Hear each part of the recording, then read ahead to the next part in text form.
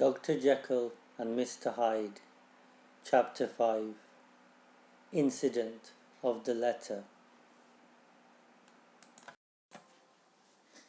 It was late in the afternoon when Mr Utterson arrived at Dr Jekyll's house.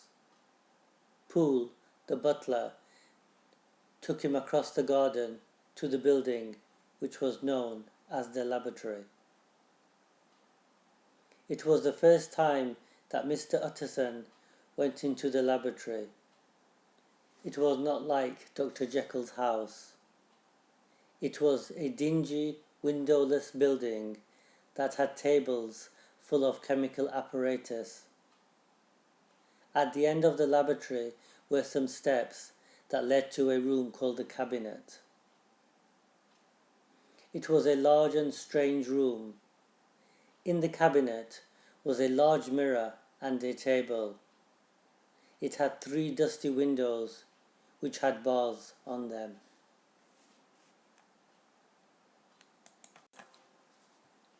Dr Jekyll was sitting on a chair and was looking very ill and very sad. Mr Utterson said, "You have heard the shocking news about the terrible murder." The doctor shuddered. "I want to ask you one thing, Dr Jekyll," said Mr Utterson. "Are you hiding and protecting Mr Hyde?" "Utterson, I swear to God," cried the doctor, "I swear to God I will never set eyes on him again. I promise you that I will never have anything to do with him ever again. Mr Hyde does not want my help. I know him very well, and mark my words, he will never be heard of again." Mr Utterson listened, but did not believe his friend. He said, "You seem pretty sure, and for your sake, I hope you may be right. I do not want your name to be involved in the murder of Sir Denver's Carew. Mr Hyde is the main suspect, and you are his best friend. I do not want your good name and your good reputation to be damaged." "I am quite sure," replied Jekyll, "that you will never see Mr Hyde again, but I cannot tell anyone why I know this.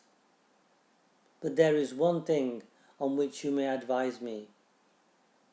I have received a letter, and I do not know whether I should show it to the police.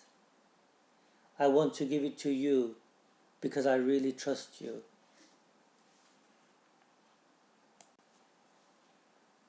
"Are you worried if Mr Hyde is caught?" asked the lawyer. "No," said Dr Jekyll. "I don't care what becomes of Hyde. I have finished with him. I was only thinking about my own reputation." Mr Utterson was surprised at his friend's selfishness. Dr Jekyll only seemed to be bothered about protecting his name. He was not bothered that his friend, Mr Hyde, had brutally murdered a kind old gentleman. "Well, let me see the letter," said Mr Utterson. The letter was written in an odd writing and signed Edward Hyde. It mentioned that Dr Jekyll had been very kind and very good to him. Also, the letter said that Mr Hyde has escaped and will never be found by the police. After reading the letter, Mr Utterson felt better. "Have you the envelope?" Mr Utterson asked. "I burned it," replied Jekyll, "but it had no postmark. The note was hand-delivered to a servant." "Can I ask you an important question?" asked Utterson. "Yes," was the reply. "Did Mr Hyde tell you what to write in your will?"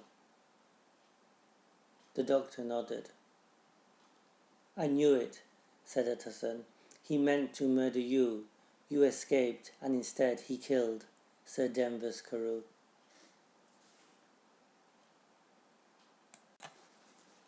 On his way out, the lawyer asked Poole, the butler, "There was a letter handed in today. What was the messenger like?" But Poole was positive nothing was delivered by hand today. Mr. Utterson was terrified. This meant the letter had been delivered to the laboratory door, or could have been written in the laboratory. Mr. Hyde had a key to the laboratory and may be hiding in the cabinet. As he went out onto the street, the newsboys were shouting, "Special edition, shocking murder of an MP."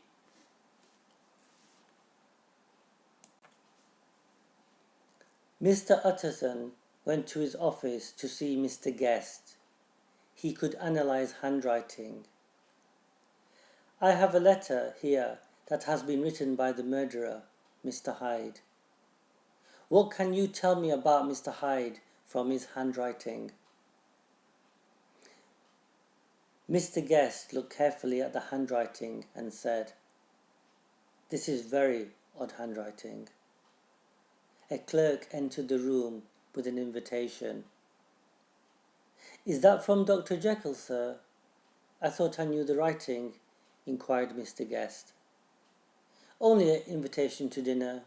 Why, do you want to see it?" "Yes, please, sir." And Mr. Guest laid the two sheets of paper side by side. One was a letter from Mr. Hyde, and one was a handwritten invitation from Dr. Jekyll. There was a pause.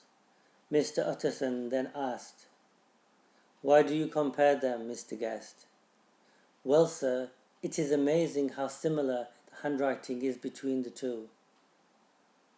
"Please do not tell anyone about this," said Mr. Utterson. "No, sir," said Mr. Guest. "I understand." That night, Mr. Utterson put the letter into his safe. He was shocked. "What?" he thought. "Henry Jekyll forged a letter for a murderer?" And his blood ran cold in his veins.